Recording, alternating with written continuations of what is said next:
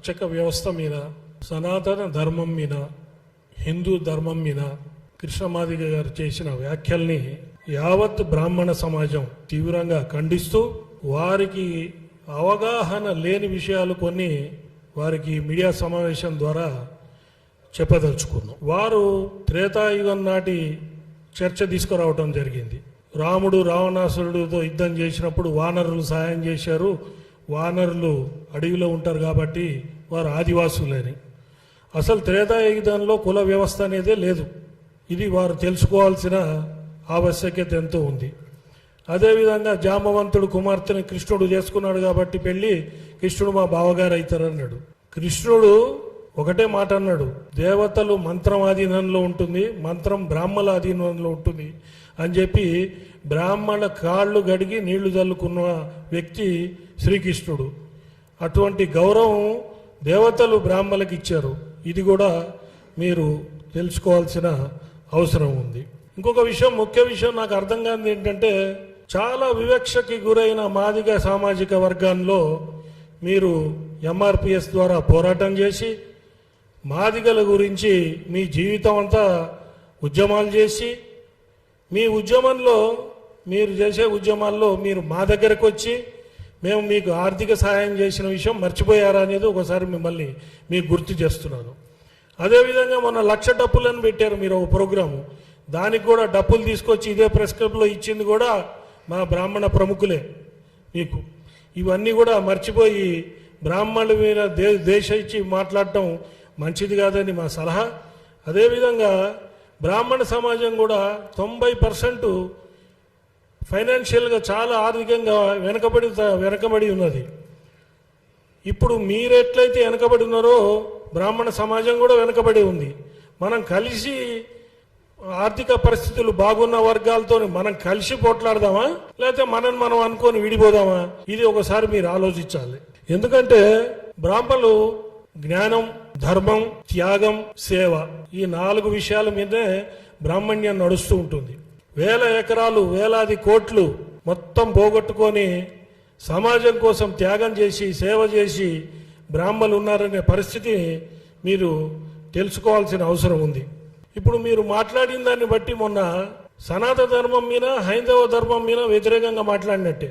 రాజ్యాంగాన్ని మారుస్తామంటే రాజ్యాంగేతర శక్తి మీరు రాజ్యాంగాన్ని మారుస్తా అన్నారు. అర్చకులకి పూజ చేయటం పేటెంట్ అన్నారు. పేటెంట్ అని మేము ఎప్పుడు అనలే.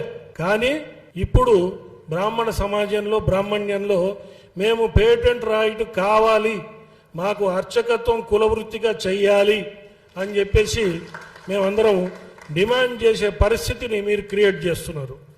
దేవాదాయ శాఖ, ధర్మాదాయ శాఖలో కూడా అర్చకుల కోసం పరీక్షలు జరిగితే వారు దేవతారాధన, వేదాధ్యయనము, తర్వాత ఆగమ శాస్త్రంలో పట్టు ఉన్న వాళ్ళే అక్కడ సెలెక్ట్ అయ్యి ఆ పూజారులుగా ఉంటారు.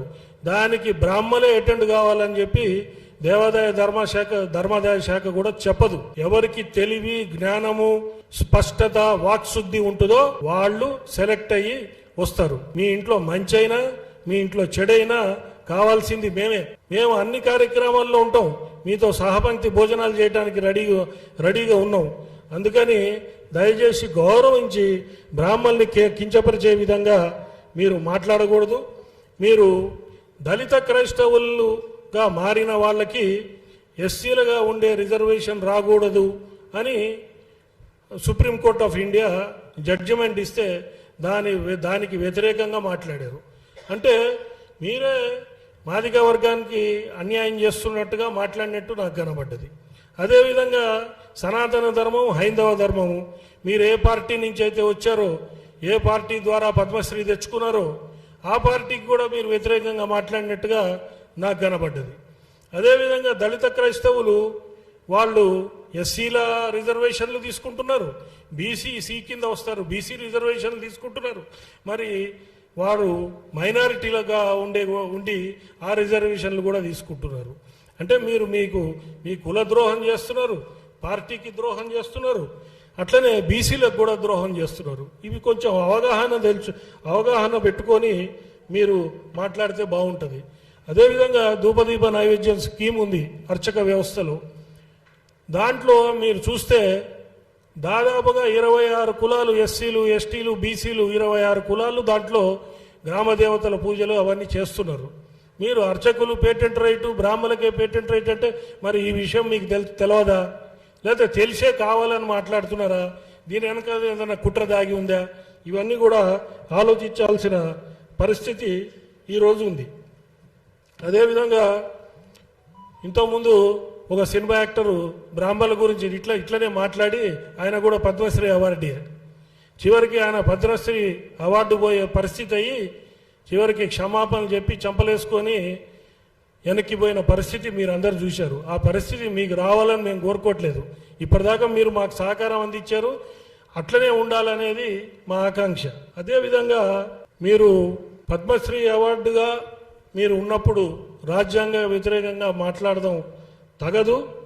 అదేవిధంగా మీరు ఏదైతే వ్యాఖ్యలు చేశారో ఆ వ్యాఖ్యల్ని దయచేసి పెద్ద మనసుతోని అవగాహన తెచ్చుకొని విషయాలన్నీ ఈ ప్రెస్ మీట్ ద్వారా మీరు ఆ వ్యాఖ్యలు వెనక్కి తీసుకుంటారని చెప్పి మేము ఆశిస్తున్నాం. 2-3 రోజుల్లో వెనక్కి తీసుకుంటే గౌరవించి ఇక్కడికి వచ్చిన బ్రాహ్మణ పెద్దలందరూ కూడా వచ్చి మీ దగ్గరకు వచ్చి మిమ్మల్ని సన్మానించుకుంటాం.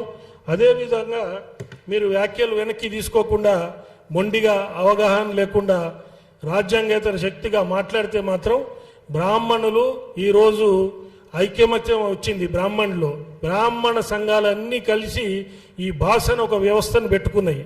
ఇప్పుడు బ్రాహ్మణులు తిరుగుబాటు చేసే స్టేజ్కి వచ్చారు. దయచేసి నిరసన కార్యక్రమాలు ప్రజాస్వామ్యయుతంగా మేము చేయటానికి రెడీగా ఉన్నాం.